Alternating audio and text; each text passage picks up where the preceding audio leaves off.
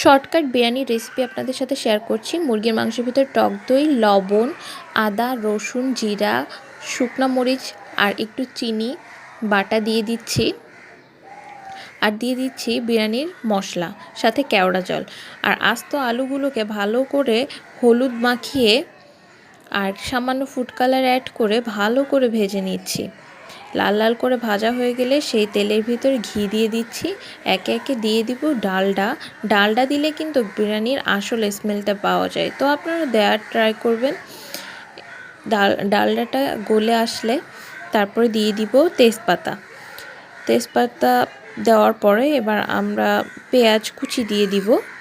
পেঁয়াজটাকে ভালো করে ভাজতে হবে। পেঁয়াজ ভাজতে ভাজতে আপনাদের সাথে আরও একটা কথা বলি, পোলাওয়ের চালটা কিন্তু বিরিয়ানির মশলা জয়ফল, জয়ত্রী, তেজপাতা, গোলমরিচ, শাহি জিরা দিয়ে ভালো করে ভাপিয়ে নিয়েছি, তো ফুটেজটা আপনাদেরকে দেখাতে পারিনি। এখন আমরা দিয়ে দিচ্ছি মুরগির মাংস, ম্যারিনেট করা মুরগির মাংসটা দিয়ে ভালো করে কষিয়ে নিব। অনেক সুন্দর করে কষাবো। পানি যতক্ষণ না বের হচ্ছে কোনো পানি অ্যাড করব না। ভালো করে কষিয়ে কিছুক্ষণ পরে এর ভেতর পানি অ্যাড করে দিব। এই যে পানি অ্যাড করে দেওয়া হয়েছে। আর এখন দিয়ে দিচ্ছি সয়া সসটা দিয়ে ভালো করে এটাকে কষিয়ে নিব আরও কিছুক্ষণ, ঝোলটা শুকিয়ে আসা পর্যন্ত। রাইস কুকারের ভিতরে একটু ঘি দিয়ে দিয়েছি। আর এখন দিয়ে দিচ্ছি অল্প একটু ডালডা। তার ভিতরে দিয়ে দিলাম কষানো মাংসটা, তার উপরে বেরেস্তা, তারপর কেওড়া জল, তারপরে ভাপানো চালটা দিয়ে দিচ্ছি। ভালো করে চালটা দিয়ে কাঁচামরিচ, পেঁয়াজের বেরেস্তা, কেওড়া জল, তারপরে বিরিয়ানির মশলা সব অ্যাড করে দিচ্ছি।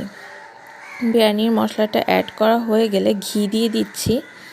ঘি দেওয়ার পরে আবার সামান্য কেওড়া জল ইউজ করতেছি তারপর দিয়ে দিচ্ছি আলুগুলো ভালো করে বসিয়ে দিচ্ছি। আর এখন আমি এটাকে ঢেকে দিব। সামান্য হালকা মশলা ছিটিয়ে ভালো করে ঢেকে দিয়েছি এটাকে। এখন এটাকে উঠিয়ে ভালো করে মিক্স করে নিব। আধা ঘন্টার মতো ওয়েটের পর এটাকে ভালো করে মিক্স করে নিব। এখন আমরা খাবো।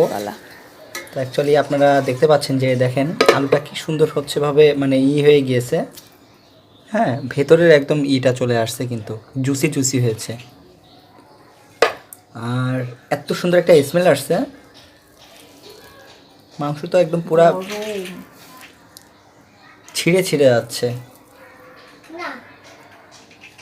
তো আমি আপনাদেরকে খেয়ে দেখাবো। তো আমাদের কিন্তু এখন অ্যাকচুয়ালি এর ভিতরে এই যে সালাদ আছে, ডিম, আলু, আর আজকে হচ্ছে আমার ওয়াইফ প্রপার একদম মানে রেস্টুরেন্টে যেভাবে রান্না করে ঠিক ওইভাবে কিন্তু হচ্ছে ঘরোয়াভাবে রান্না করেছে। বিসমিল্লাহ। সাবস্ক্রাইব করে দিবেন অবশ্যই। অসাধারণ স্বাদ হয়েছে।